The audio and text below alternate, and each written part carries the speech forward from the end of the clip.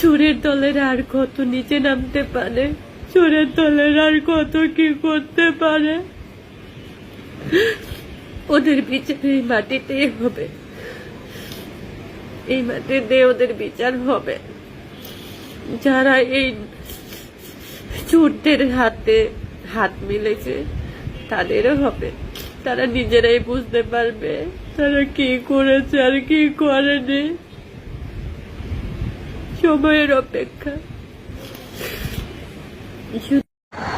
তোর এমন মায়া কান্না দেখে আমার মুখ দিয়ে অশ্লীলতা বাইরে যাইতেছে, ঠিক আছে?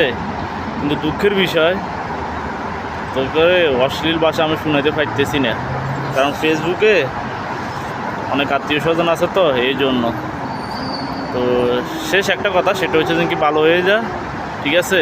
এসব মায়া কান্না করে কোনো লাভ নাই, ঠিক আছে?